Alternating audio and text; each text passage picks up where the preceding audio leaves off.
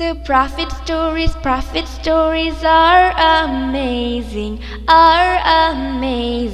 We like to hear the prophet stories. We like to hear the prophet stories.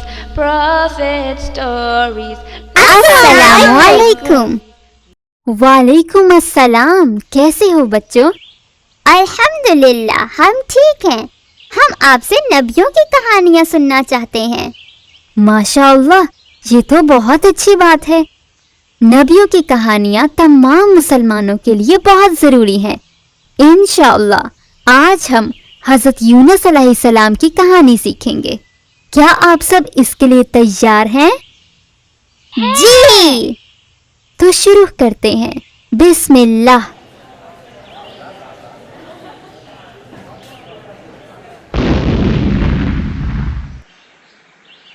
हज़रत यूना जिन्हें यूनुस भी कहा जाता है, अरबी में उन्हें धन्नून भी कहा जाता है।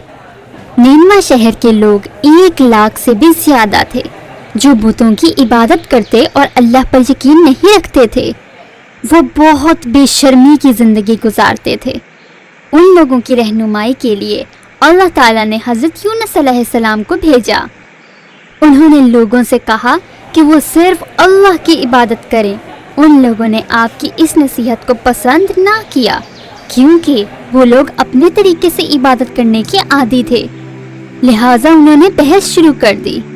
हम और हमारे बाप दादा कई सालों से इन्हीं खुदाओं की इबादत करते आए हैं, हमें तो कोई नुकसान नहीं पहुंचा। आप अलैहिस्सलाम ने उन्हें कायल करना चाहा कि उन खुदाओं की पूजा करना सिर्फ एक बेवकूफ़ी है और वो सिर्फ अल्लाह का हुक्म माने, लेकिन उन्होंने आपको नजरअंदाज कर दिया। आप अलैहिस्सलाम ने उन्हें खबरदार किया कि अगर वो ये बेवकूफ़ी करते रहे तो अल्लाह का अजाब उन पर जल्द नाजिल होगा। लेकिन वो लोग बहुत बुरे थे। उन्होंने हज़रत यूनुस अलैहिस्सलाम से कहा कि वो उनकी इन धमकियों से बिल्कुल नहीं डरते। उन्होंने उनसे कहा, तो जो होता है होने दो। हज़रत यूनुस अलैहिस्सलाम बहुत ज़्यादा अफसरदा और गुस्सा हुए। उन्होंने उन लोगों से कहा, इस सूरत में मैं तुम लोगों को अकेला छोड़ दूंगा। आप अलैहिस्सलाम उन पर बहुत गुस्सा थे। आपने उन लोगों से अपनी सारी उम्मीदें खो दी। उन्होंने सोचा कि अल्लाह का अजाब उन लोगों पर किसी भी वक्त आ सकता है। लिहाजा वो उन्हें छोड़कर निनवा शहर से बहुत दूर रहने लगे, जहां अल्लाह ने उन्हें वहां के लोगों की रहनुमाई के लिए नबी मुकर्रर किया। अभी उन्होंने शहर छोड़ा ही था कि उस शहर के बादलों का रंग बदल गया और ऐसे दिखने लगे बादल जैसे आग बरस रही हो। जब लोगों ने ये मंजर देखा तो वो डर गए। उन्हें आद की, समूद की और नूह की कहानियां याद आ गईं। आद और समूद की कौन सी कहानियाँ हैं? मुझे कौन आद की कहानी बता सकता है? मैं बता सकता हूँ। आद की कहानी नूह अलैहिस्सलाम की ही कहानी है। माशाअल्लाह। और समूद की कहानी? मैं बता सकता हूँ। समूद की कहानी हज़रत सालेह अलैहिस्सलाम की कहानी है। माशाअल्लाह, ये तो बहुत अच्छी बात है। अब हम अपनी कहानी की तरफ दोबारा आते हैं। जब उन लोगों ने देखा कि उन लोगों तक अल्लाह का अजाब उनको तबाह करने के लिए बिल्कुल ऐसे ही आ रहा था जैसे आद और समूद पर आया था, तो अब उनके दिल में अल्लाह का ईमान बढ़ गया। शहर का हर बंदा, छोटा बड़ा बच्चा, सब पहाड़ों में इकट्ठे हो गए और रो रो के अल्लाह से रहम और मगफिरत मांगने लगे। उनकी ये ऊंची ऊंची रोने की आवाज़ें पहाड़ों के साथ टकरा टकरा कर वापस आने लगी। इस खास सूरत हाल में अल्लाह ने उनके दिल से सच्ची तौबा कबूल कर ली, उनसे अजाब को दूर कर दिया और उन्हें दोबारा से अपनी रहमत में ले लिया। अल्लाह ने उन लोगों को क्यों माफ कर दिया? आद और समूद के लोगों को तो माफ नहीं किया था। क्योंकि उस शहर के हर बंदे ने अल्लाह से माफ़ी मांगी थी। जब भी कोई अल्लाह से दिल से माफ़ी मांगेगा तो अल्लाह उसे माफ़ कर देगा। इसलिए तो अल्लाह रहम करने वाला है। हमें हमेशा उससे तौबा मांगते रहना चाहिए। वह लोगों को माफ़ करना पसंद करता है, लेकिन हम माफ़ी मांगने में बहुत सुस्त पड़ जाते हैं। फिर क्या हुआ? जब अल्लाह ने उन पर से ये तूफान हटा दिया तो انہوں نے اللہ سے دعا مانگی کہ وہ حضرت یونس علیہ السلام کو ان لوگوں کی رہنمائی کے لیے دوبارہ بھیج دے، لیکن حضرت یونس علیہ السلام اس شہر سے بہت دور تھے۔ وہ سمندر پار کرنے کے لیے ایک چھوٹی سی کشتی میں سوار ہو گئے۔ وہ پورا دن سکون دہ پانی میں ٹھنڈی ہوا میں سفر کرتے رہے، لیکن جب رات ہوئی تو سمندر کا رخ اچانک بدل گیا۔ ایک ایسا خوفناک طوفان آیا کہ جیسے وہ کشتی کو ٹکڑے ٹکڑے کر دے گا۔ وہ لہریں بہت بڑی بڑی اور وحشتناک تھیں، وہ پہاڑوں کی طرح اونچی اونچی تھی۔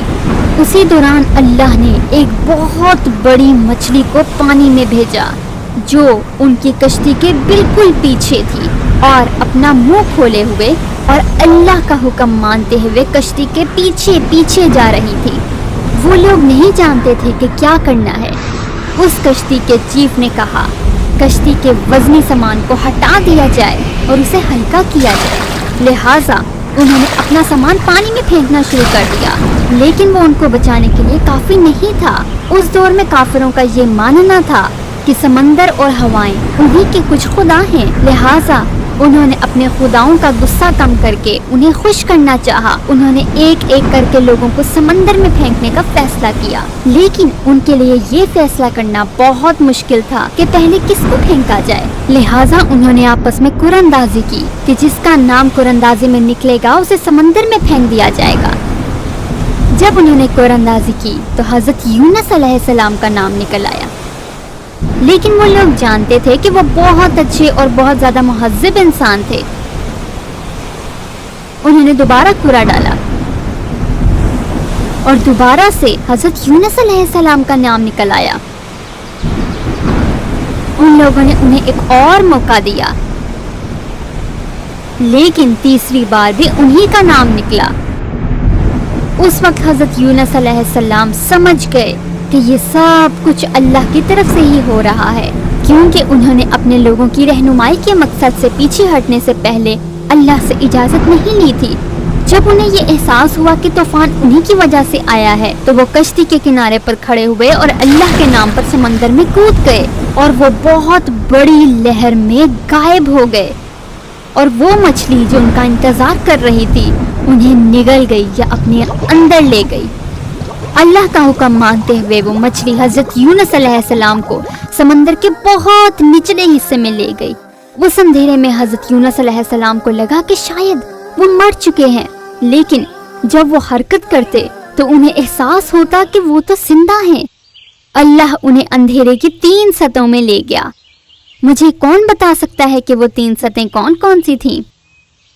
میں بتا سکتا ہوں، ایک رات کا اندھیرا اور ایک مچھلی کے پیٹ کا اندھیرا،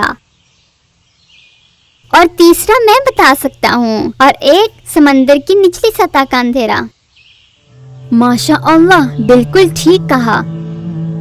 اس قدر اندھیرے میں وہ اللہ سے ڈر گئے اور وہ اپنی غلطی پر بہت شرمندہ تھے۔ وہ مچھلی کے پیٹ میں ہی اللہ کے سامنے گر گئے اور معافی کے لیے ایک بہت طاقتور دعا پڑھی۔ کیا آپ کو پتا ہے وہ دعا کون سی تھی؟ ہاں مجھے پتا ہے، لا الہ الا انت سبحانک انی کنت من الظالمین۔ کیا آپ کو اس دعا کا مطلب پتا ہے؟ آپ کے سوا کوئی اور خدا نہیں، تمام تعریفیں آپ کے لیے ہیں، بے شک میں غلط تھا۔ ماشاء اللہ، یہ بہت طاقتور دعا ہے جو کہ اللہ نے حضرت یونس علیہ السلام کے ذریعے سے ہمیں سکھائی ہے۔ وہ اللہ سے دعا مانگتے رہے اور مچھلی کے پیٹ میں ہی بیمار پڑنے لگے۔ ان کی جلد مچھلی کے پیٹ کے زہر یا تیزابیت کی وجہ سے متاثر ہونے لگی۔ جب اللہ نے آپ علیہ السلام کی اس مخلص توبہ کو دیکھا تو اللہ نے مچھلی کو حکم دیا کہ وہ حضرت یونس علیہ السلام کو زمین پر نکال دے۔ جب وہ سمندر کے کنارے مچھلی کے پیٹ سے باہر آئے تو وہ بہت زیادہ بیمار تھے اور سورج نے ان کے جلد کو اور نقصان پہنچایا۔ اللہ نے ان کی صورت سے حفاظت کرنے کے لیے ایک پودا اگایا۔ بہت تھوڑے عرصے میں اللہ نے ان کو صحت یاب کر دیا اور معاف کر دیا، اور انہیں کہا کہ اس نے انہیں اسی لیے بچایا ہے کیونکہ انہوں نے اللہ سے مسلسل توبہ کی تھی، ورنہ وہ انہیں قیامت تک مچھلی کے پیٹ میں ہی رکھتا۔ इसके बाद उन्हें उनकी ताकत दोबारा नसीब हुई और उन्होंने अपने नेनवा का रास्ता तलाश किया। वो अपने लोगों को बदला हुआ देखकर बहुत हैरान हुए। वो तमाम लोग मुसलमान हो चुके थे और उन्हें अपना पैगंबर मानते थे। उन्होंने मिलकर अल्लाह से उसके रहम की दुआ की। यहाँ हमारे आज के पैगंबर की कहानी का इख्तिताम होता है। इंशाअल्लाह अगली बार हम नबियों की और खूबसूरत कहानी से लुत्फानंदोज होंगे। The Prophet Stories. And thank you so much to all of our supporters and donors. May Allah subhanahu wa ta'ala accept you to be part of this great organization and give you the highest reward to you and your family in this world and the hereafter.